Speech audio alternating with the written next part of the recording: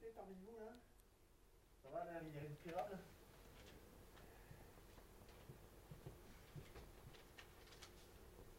Bon, on va commencer par ouvrir ça. J'ai besoin d'un assistant. Je le montre. Tu le montres. Tirez ça. Bon, encore.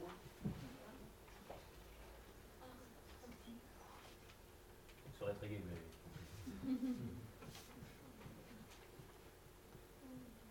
Greg, tu peux y aller.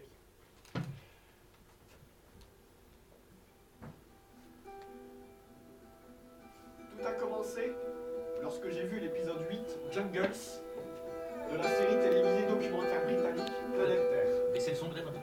Diffusée sur la chaîne BBC en 2006, qui montrait une fourmi infectée par le champignon Cordyceps, un dangereux champignon parasitaire qui tue habituellement les insectes. L'infection se passe dans le cerveau et produit une excroissance fongique sur la tête. Mais comment pouvait-on imaginer que ce même parasite pourrait un jour se transmettre à l'humain quelques années plus tard?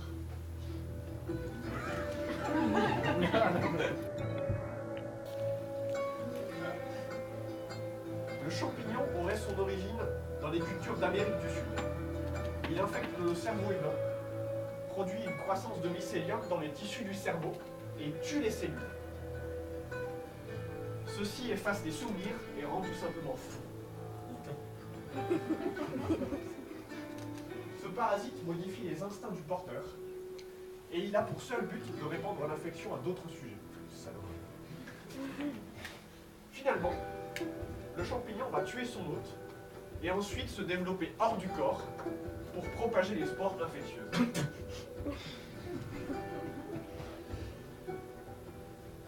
L'infection est référée sous le nom d'infection cérébrale par Cordyceps. L'hôte passera par 4 étapes différentes dans l'infection. Le coureur, le rôdeur, le claqueur et le colosse. Chaque étape est plus dangereuse que la dernière. Le champignon éclot alors que le porteur est toujours en vie, lui retirant les fonctions motrices de son cerveau et provoquant chez l'infecté une agressivité surdéveloppée. Lorsque l'infection progresse, ils perdent la vue à mesure que le champignon grandit dans leur tête et cause des dommages irréversibles à leur cortex visuel.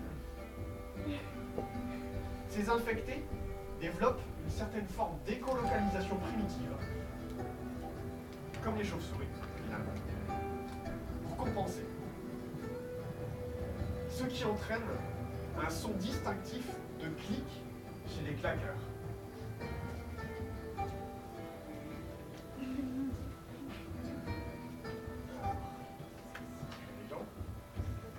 Tu peux mettre en pause la musique. On fait pas le con quand même.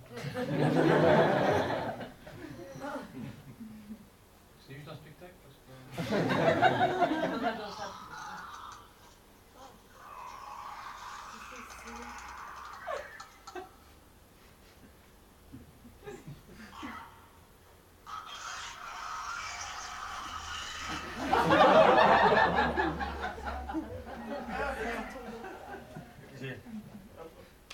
Merci.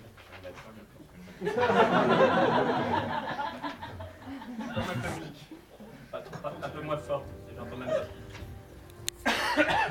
Après un long moment, ils vont éventuellement développer d'énormes plaques de champignons sur presque tout leur corps. Si le champignon tue l'hôte, le corps deviendra engrais qui s'ouvrira et créera des spores infectieuses. L'infection peut également se propager par morsure sur un autre vivant.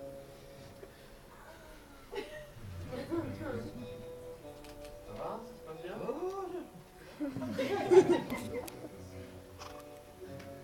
Concernant l'apparence physique. Ça c'est intéressant. Les humains infectés ont depuis subi une étrange mutation par une souche spécialisée de Cordyceps. Au fil du temps, Les excroissances poussent en saillie sur les orifices des hôtes humains et changent leur apparence physique. Une petite pause s'impose. On dirait de s'arrêter, ça. J'espère que vous aimez comme moi les choses étranges et les aberrations que peut offrir la nature. Ah bah oui, j'en raffole. Ah non, Oh mon Dieu, on peut voir. c'est Photoshop. Quel jean dégueulasse. On peut voir. On va pas trop bien. C'est pas grave. Ah mais c'est cool. C'est une femme enceinte comme tu l'as décrite. En tout cas, c'est l'image que je m'en fais. C'est l'enfant qui a gardé son place, c'est ça. C'est les mouches de ça. Gardez pas votre place à l'autre. Le champignon semble également offrir une certaine protection de l'hôte contre les éléments, tels que le froid. Ah bah oui. À des stades ultérieurs, leur corps commence à gonfler, en plus des croissances de champignons sur leur peau. En devenant infectés, les victimes finissent par perdre toute capacité de penser et commencent à se comporter de façon irrationnelle au fur et à mesure que le champignon se propage dans le cerveau. S'appuyant sur les instincts déformés, l'infecté tente d'attaquer et de propager le plus possible l'infection sur n'importe quel être humain.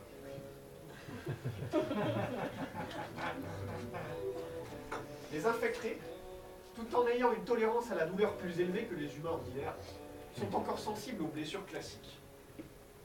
Des coups de feu sont capables d'effaroucher une personne infectée. Il est donc probable qu'ils sentent la peur dans les premiers stades de l'infection. Toutefois, étant donné que leur humanité est complètement détruite par la troisième étape, la plupart des caractéristiques humanistes cessent complètement.